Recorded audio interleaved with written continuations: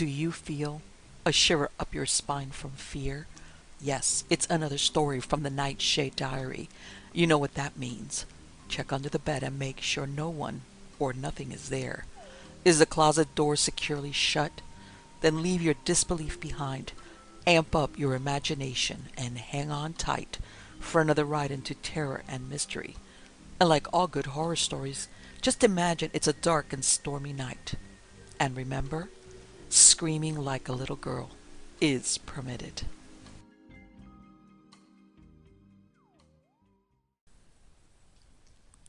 Two Irish Ghost Stories. The Story of Wilful Warrender, the White Lady of Charles Fort Kinsale, by the courtesy of the Reverend Archdeacon St. John D. Seymour. The military station of Charles Fort near Kinsale, erected in 1667 by the Duke of Ormond, is unquestionably haunted, and from time to time authentic accounts of the hauntings have been published. The tragedy, which accounts for the continuous psychic manifestations at Charles Fort, happened shortly after its construction, when Colonel Warrender was appointed governor. The governor was a severe disciplinarian, and his daughter, anticipating the glamorous publicity of a name, was called Wilful. But remembering her father's reputation, it is more than likely that Wilful was a name and nothing more. The beautiful girl was betrothed to Sir Trevor Acehurst, and their marriage was celebrated at Charles Fort with a great display of military pomp and circumstance. On the evening of the wedding day, after the last of the guests had departed, and Charles Fort had resumed its habitual orderliness, the bride and her husband were walking alone on the battlements, when suddenly Wilful's attention was attracted by some wild flowers growing between the clefts of the rocks on which the fort is built. "I've never seen anything so lovely," she said. "I wonder what kind of flowers they are. I must certainly possess a bouquet. Won't you climb down and pick them for me?" This kind of climb down did not particularly appeal to the bridegroom, still wearing his wedding finery of velvet and brocade, but a sentry posted close by who had heard Wilful's words, and who, like the rest of the garrison, was one of her willing slaves, at once offered to get the flowers. "But what about your duty?" said Wilful. "And what about my father? He'd set you against the wall with a firing squad for less than this." "If his lordship will take my place while I gather the flowers, sure there won't be any trouble at all," replied the cheerful Irishman, "and the general, God bless him, won't come this way for a long time." The idea of this exchange of identities appealed to the high-spirited girl. "Bravely spoken," cried she. "Trevor, I insist." And as no husband of a day could refuse his wife's first request, unconventional though it might seem, Trevor Acehurst put on the sentry's military coat and shouldered his musket, while the soldier hurried off to find a rope. Having done so, he began the descent and was soon lost to sight. The search for the flowers was longer than Sir Trevor anticipated. Wilful, tired of waiting, had gone indoors. The evening air was strong. The wine which he had drunk was equally strong. It had been an arduous day, and because of these things the bridegroom fell fast asleep in the sentry box. Another half-hour passed, and Sir Trevor still slept, unconscious of the approaching footsteps of doom, represented by General Warrender, and ignorant that the wedding day, so happily begun, was destined to end in the night of tragedy. Striding along the battlements came General Warrender, tall, distinguished, and overbearing, the typical 17th-century officer, who believed that severity and brutality were the only ways in which to train a soldier. His fury, when he challenged the sentry and received no reply, may well be imagined. Once again came the curt challenge. Once again there was no answer. When the angry general had charged like a bull of passion into the sentry box, he discovered that the offender was asleep.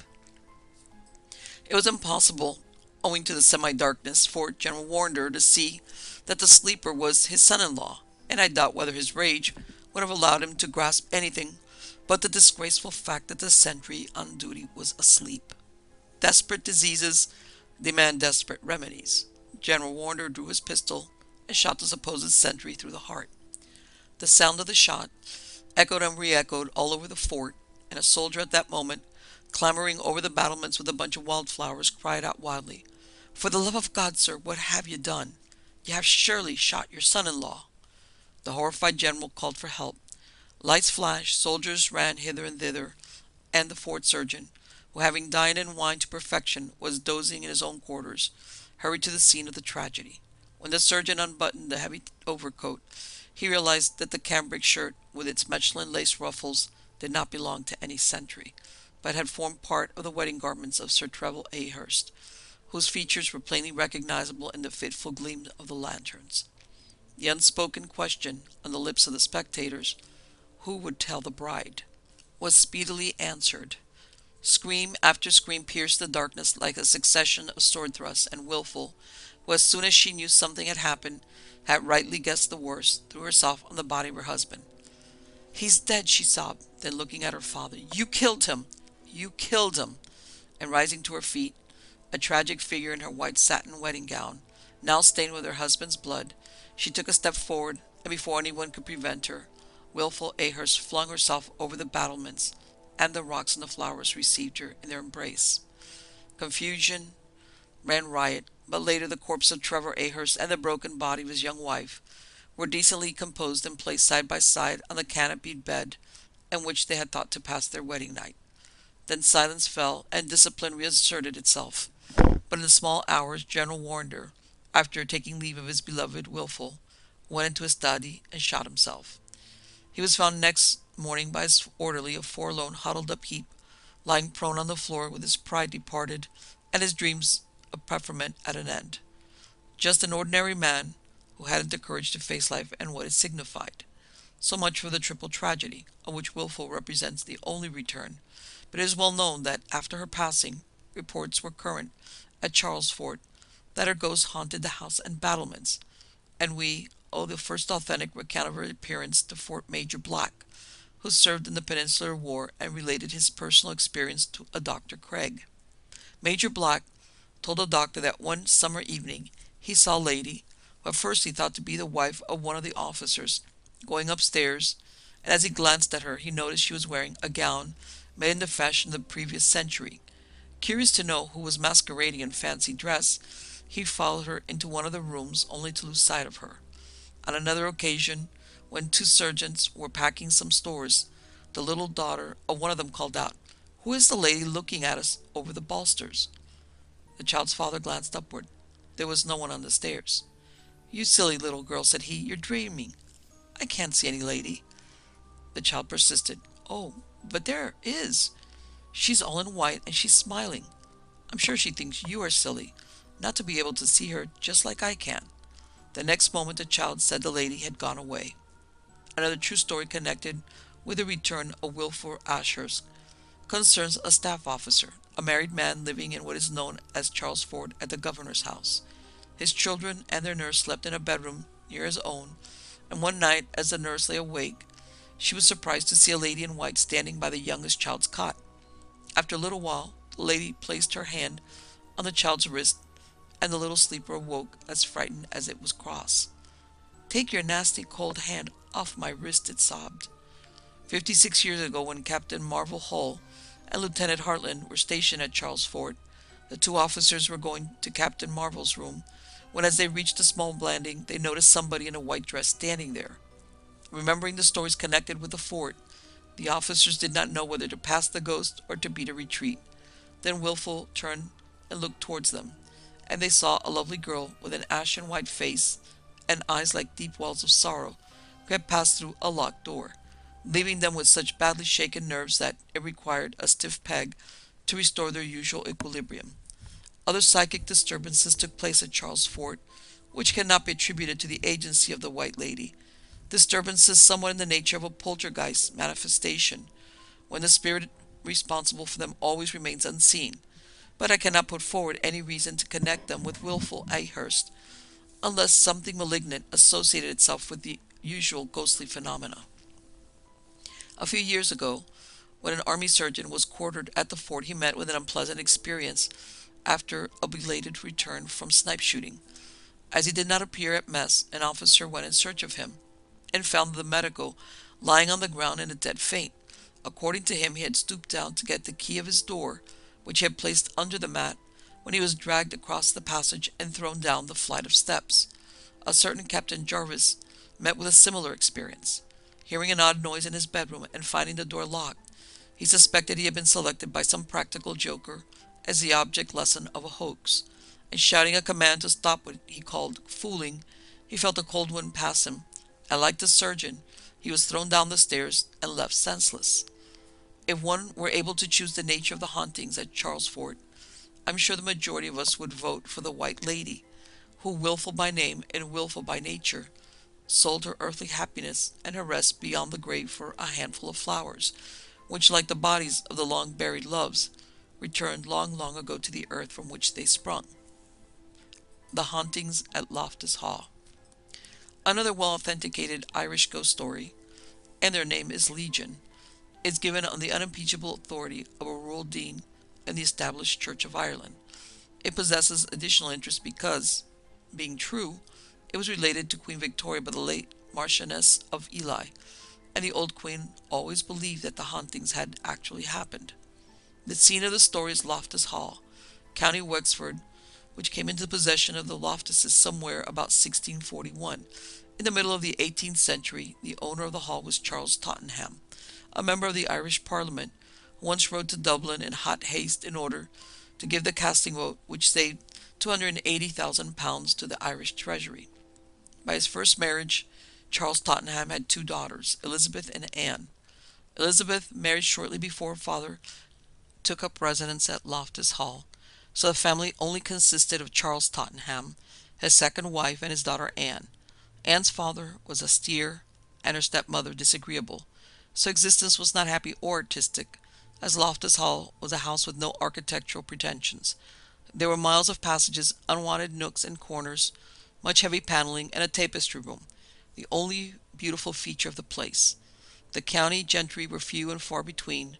Traveling was difficult, and Anne Tottenham's life was almost as cloistered as that of any nun professed.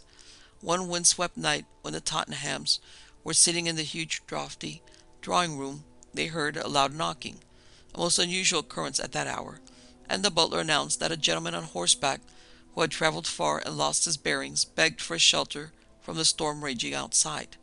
Charles Tottenham, if austere, at any rate was hospitable. He made the stranger welcome, and as he proved himself not only a gentleman, but also a congenial companion, his stay was prolonged. It goes without saying that he and Anne fell in love, but Charles Tottenham absolutely refused to give his consent to their marriage, and as Mrs. Tottenham acted up to the best traditions of the cruel stepmother, the rejected and offended suitor left Loftus Hall, and nothing more was heard of him, or from him. As a result, Anne Tottenham's reason gave way. She became hopelessly insane, and she was confined in the tapestry room for the rest of her life. A ridiculous story was afterwards spread about the countryside, probably by the Tottenhams, in order to give some plausible account for Anne's dementia. In the 18th century, brain troubles were not understood, or properly treated, and it was considered rather disgraceful to admit madness in any conventional family. It was hinted, therefore, that the stranger guest was none other than Satan himself, and the shock of discovering that, in common with most men, he possessed a cloven foot accounted for Anne's sudden illness. Perhaps the spirit of evil resented being blamed unjustly for poor Anne's insanity, and retorted in true type manner. Be that as it may, Loftus Hall became the scene of such alarming psychic disturbances that the Tottenhams called in Father Broders, the parish priest who, armed with the might of the church, most considerately confined the activities to the powers of darkness to the tapestry room. All further reference to Anne was avoided, and eventually the hard father, the unkind stepmother, and the mad girl went the way of all flesh, and years afterwards the father of the rural dean, who was the authority for this true ghost story, was invited by then Mrs. Tottenham to stay at the hall. On arriving he found a house full, and his hostess with many apologies told him that she had been obliged to give him the tapestry room. "But why apologize, dear lady?" said the puzzled visitor, who did not know anything about the room or its history. However, he found out that all the apologies in the world would be insufficient to compensate for the ghostly discomfort of the tapestry room. Hardly had he fallen asleep when something heavy jumped, growling, on the bed. The curtains were torn apart, and sheets, blankets, and coverlets lay in a heap on the ground.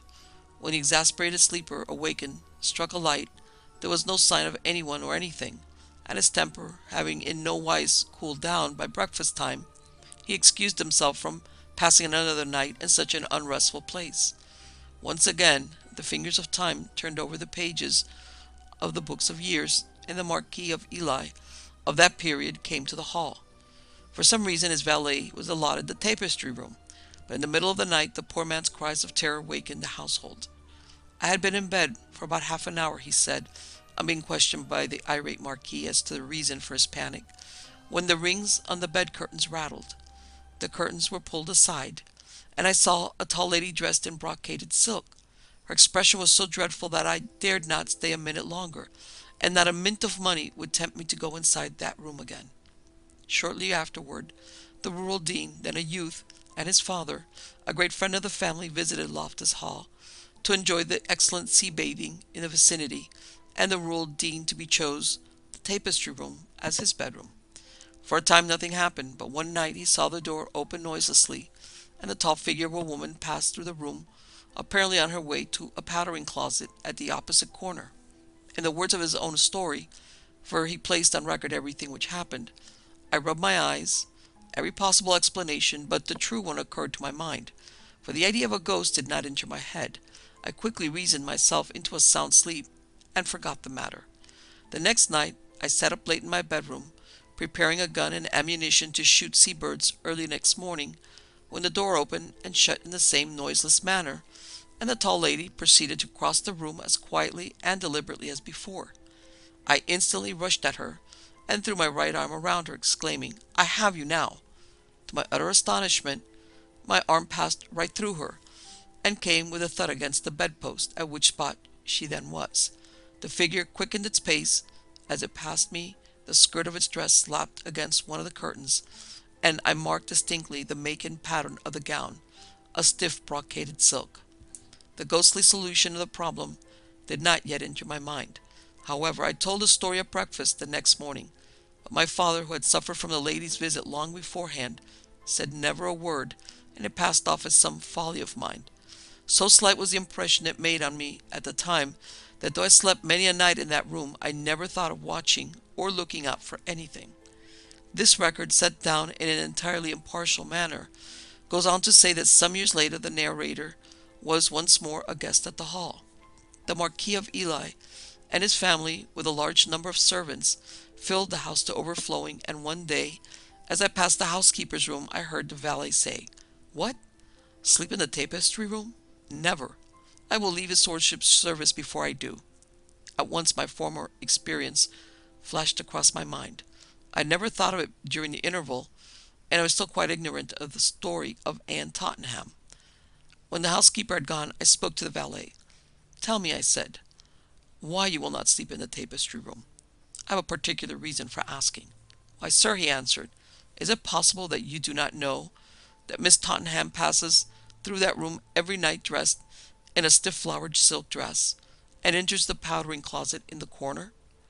I told him that I had never heard a word of her till now, but a few years before I had seen a figure exactly like what he described, and passed my arm through her body.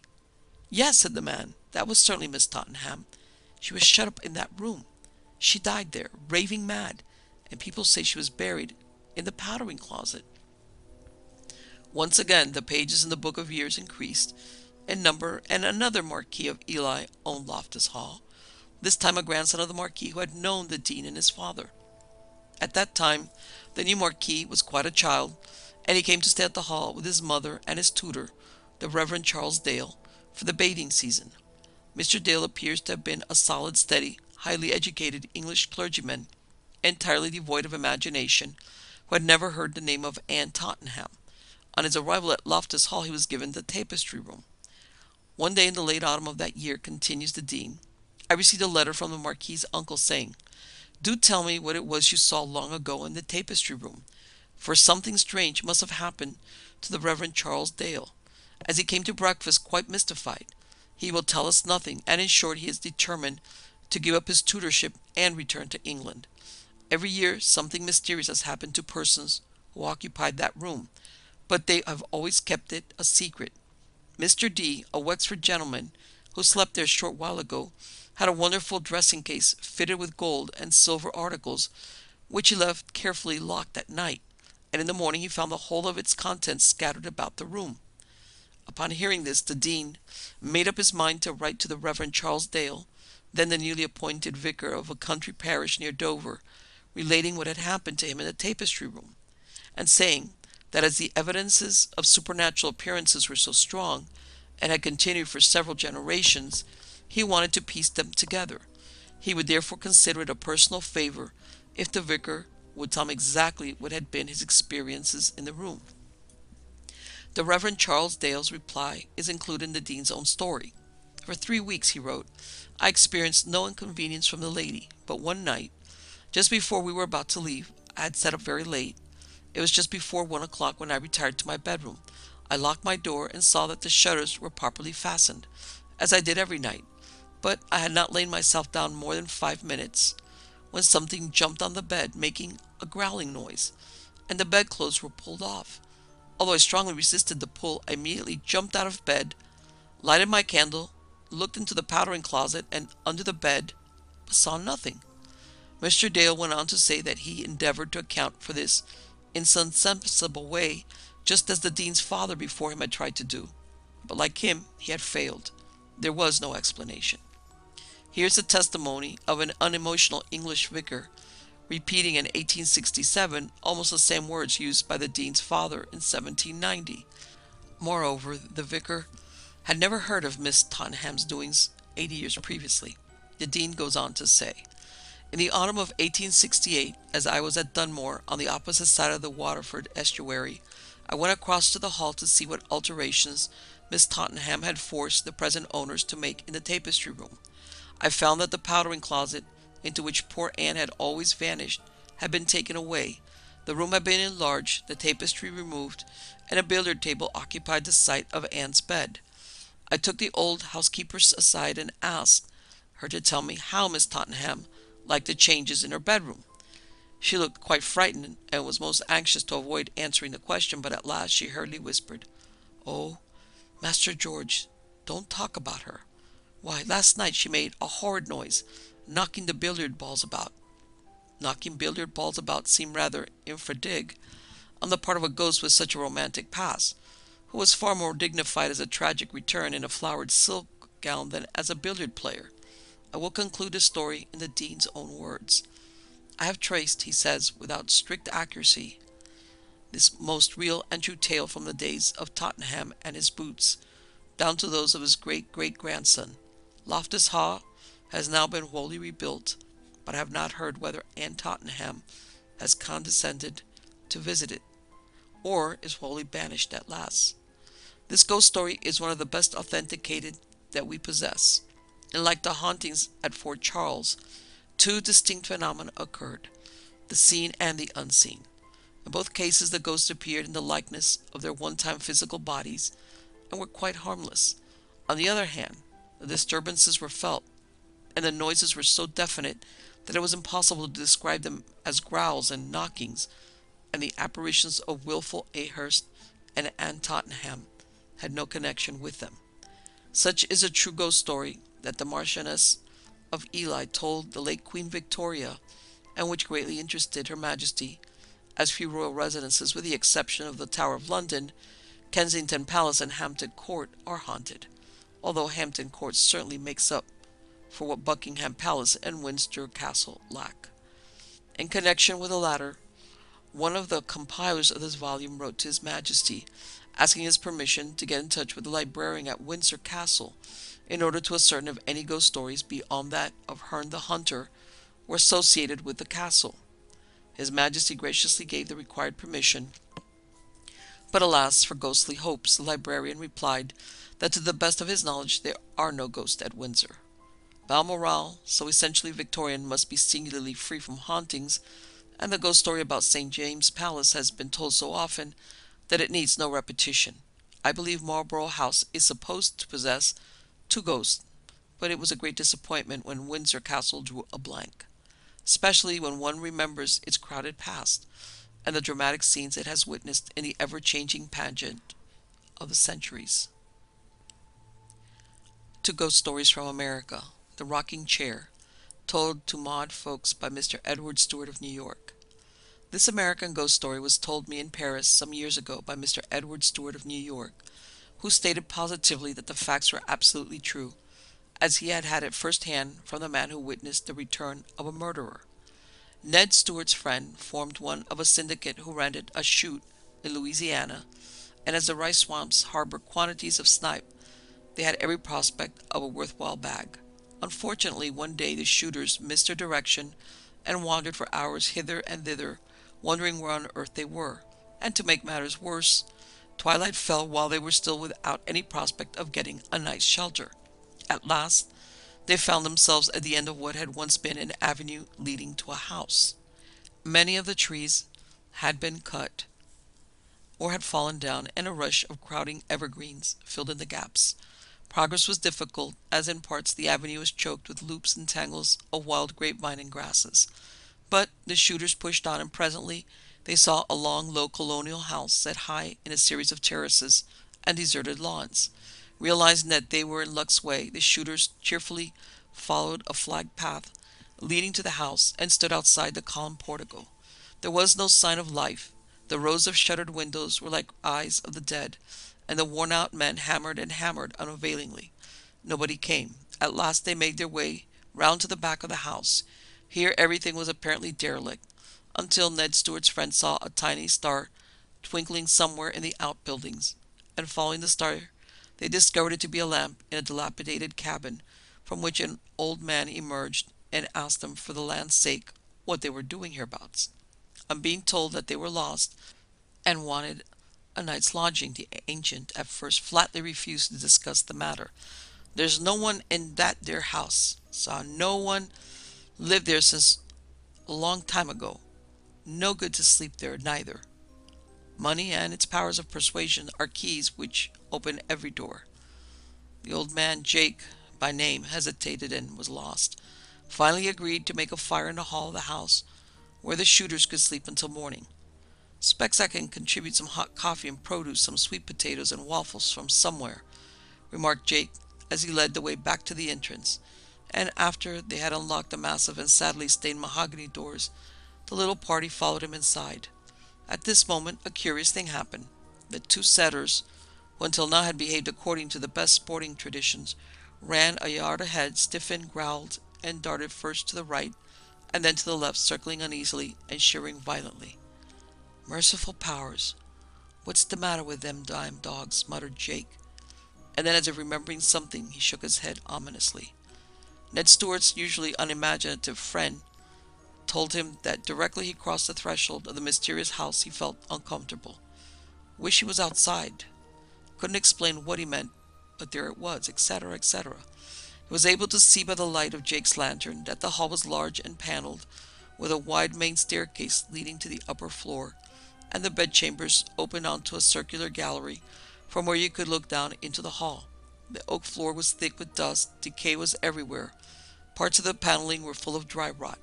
It was a melancholy place, this once fine southern mansion, which in the past had witnessed the lavish hospitality and movement that made life colorful and gay. Presently there was a delicious smell of a wood smoke, and after the cold chimney had warmed, the logs caught, waves of golden flame roared upwards, and tongues of fire sent ruddy reflections to and fro. Luckily there were some dilapidated armchairs and a settee in the hall, so the tired-out men sat down and waited impatiently for Jake's reappearance with their scratch supper. Not so Ned Stewart's friend, who possessed with some spirit of unrest. He said afterwards that the house gave him the impression as if it had been asleep and had just opened its eyes. Went upstairs to reconnoiter. All the bedchambers except one were empty of furniture, and to his surprise this particular room was almost fully furnished. Tattered chintz hangings still clung on the great four-poster. A rocking chair upholstered in what had once been velvet was close to the fireplace.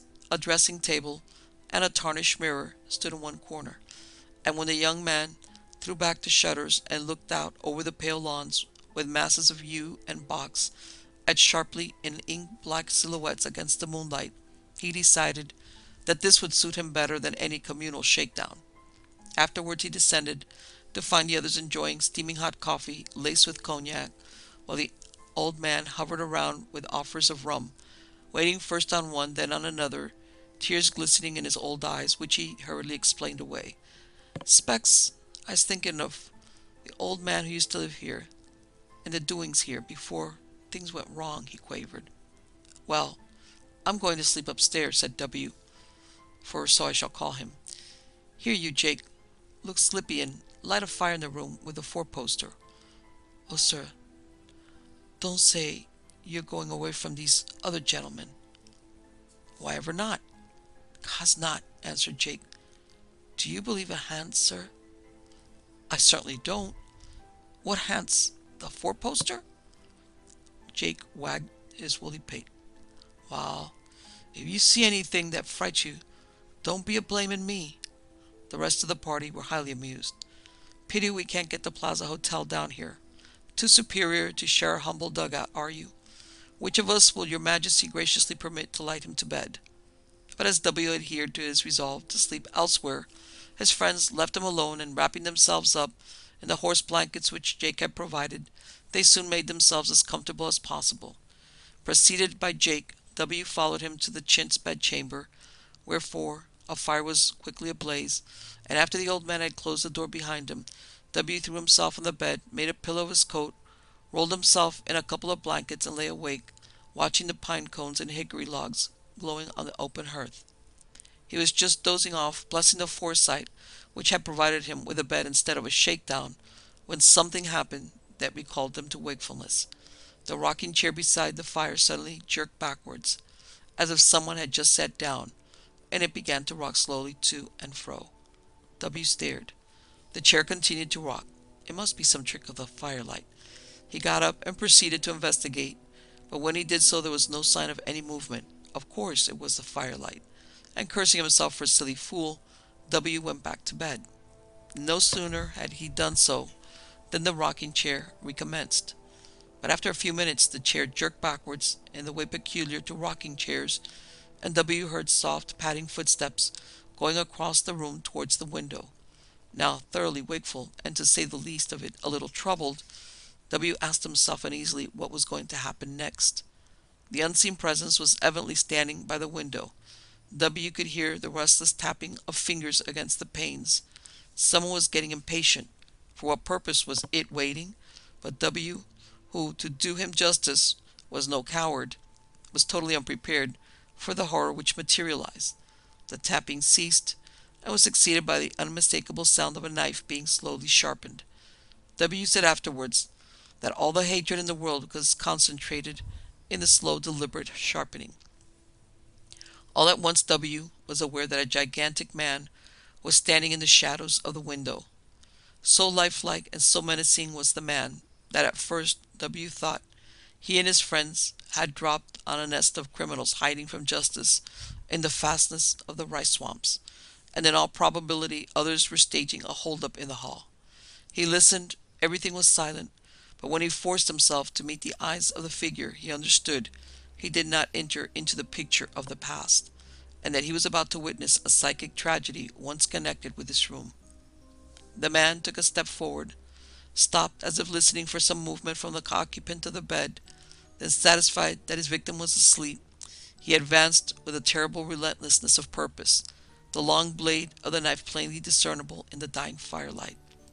W. watched him, much in the stupefied frozen way of a rabbit when it meets a snake. Then, regaining his self-control, he sprang out of bed, calling loudly for help. It would never do to acknowledge that he had been scared stiff by a ghost. Hearing his voice uplifted in this unexpected manner, his friends unrolled themselves from their blankets and raced upstairs, followed by the temperamental setters. W. hastily explained that a man had come into his room. "About as bad as they make him," he said. "I'm sure he was up to no good. Sorry I yelled, but the feller startled me some." And while he lied manlike to shield himself, the two setters once more showed signs of unmistakable terror, and bolted out of the gallery, down the stairs. The syndicate haunted through the empty rooms. They explored echoing passages. They threw open windows and looked out, but nothing was to be seen. The neglected garden slept in the moonlight. The trees by the lake, seen through a light ground mist, seemed hung with pearls. The whole landscape was the embodiment of peace.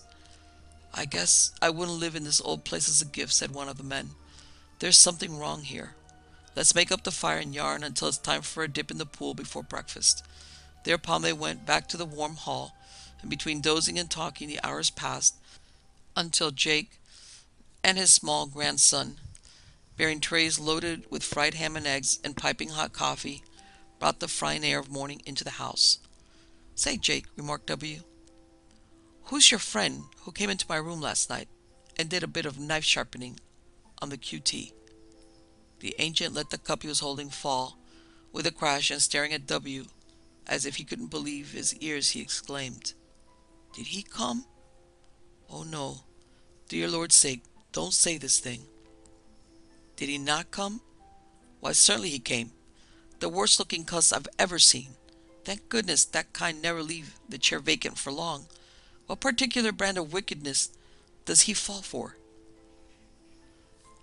"Have him not lives," wailed Jake. "Him dead and drowned in the swamp more than 70 years. Him dead. But Pete can't stay quiet nowadays. He murdered the old man who lived here, cut his throat when he was asleep. He was the last stone of the house and the plantation." "What's the trouble?" said the others. W told them, and Jake went on to say that Pete, who had acted as the old man's valet, tired of waiting for dead man's shoes, had made up his mind to step into the living owners as soon as possible.